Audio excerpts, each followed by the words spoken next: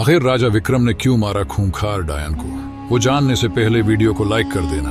आइए कहानी शुरू करते हैं। अंधेरी रात थी, चारों ओर सन्नाटा पसरा हुआ था और विक्रम अपने खड्ग को संभाले जंगल के रास्ते पर बढ़ रहा था। अचानक एक डरावनी हंसी सुनाई दी जिसने पूरे जंगल की खामोशी को चीर दिया। विक्रम ने चारों ओर देखा, उसकी नजर पेड़ों के बीच छिपी एक छाया पर पड़ी। वह छाया धीरे धीरे विक्रम की ओर बढ़ने लगी और उसके कदमों की आहट जंगल में गूंजने लगी। जैसे ही छाया ने अपना चेहरा उजागर किया, विक्रम ने देखा कि यह एक भयावह दिखने वाली डायन थी। डायन ने विक्रम को अपने जादुई शब्दों से वश में करने की कोशिश की। उसकी आंखों में गहरी चमक थी। विक्रम ने अपनी आंखें बंद कर लीं और मन ही मन मंत्र का जाप शुरू कर दिया ताकि डायन के प्रभाव से बच सके। क्रोधित होकर डायन ने विक्रम पर हमला कर दिया। उसके लंबे नुकीले नाखून विक्रम की ओर बढ़े। विक्रम ने तुरंत अपने खड्ग से वार किया। डायन तेजी से पीछे हट गई, लेकिन उसकी आंखों में एक कुटिल मुस्कान थी।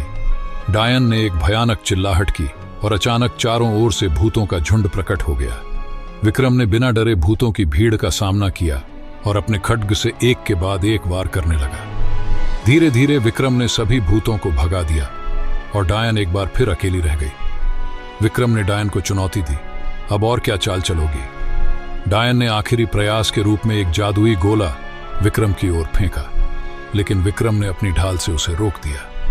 विक्रम ने तेजी से आगे बढ़कर डायन पर अंतिम वार किया, लेकिन अचानक वह धुएं में बदलकर गायब हो गई। विक्रम असमंजस में था, लेकिन उसने महसूस किया कि डायन की हंसी चारों ओर गूंज रही थी। अचानक डायन ने पेड़ के पीछे से प्रकट होकर विक्रम के पीछे से हमला करने की कोशिश की। विक्रम ने अपनी फुर्ती से पीछे मुड़कर डायन का हाथ पकड़ लिया और उसे जोर से धक्का दिया। विक्रम की पकड़ से छूटने के बाद डायन ने क्रोधित होकर एक विशाल अजगर का रूप धारण कर लिया। विक्रम ने अपने खड्ग से अजगर पर वार करना शुरू किया, लेकिन उसका हर वार बेअसर साबित हो रहा था।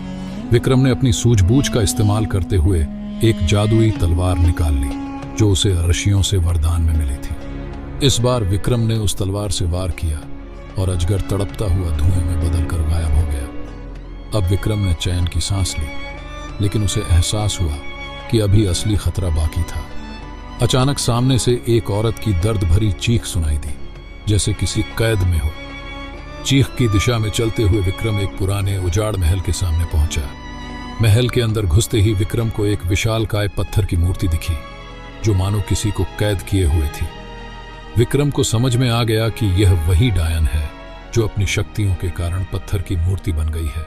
अचानक मूर्ति से एक दर्द भरी आवाज आई, मुझे इस कैद से बाहर निकालो। विक्रम ने उत्तर दिया, तुम्हारी बुरी आत्मा को इस कैद में रहना ही उचित है। विक्रम ने अंतिम बार मुड़कर महल को देखा और बाहर की ओर कदम बढ़ा दिए। बाहर आकर विक्रम ने राहत की सांस ली, यह जानते हुए कि अब गांव सुरक्षित है। अंततः विक्रम ने अपनी विजय के साथ गांव की ओर प्रस्थान किया, जहां लोग उसकी प्रतीक्षा कर रहे थे। दोस्तों, अगर आपको हमारी कहानी पसंद आई हो तो लाइक और सब्सक्राइब जरूर करना।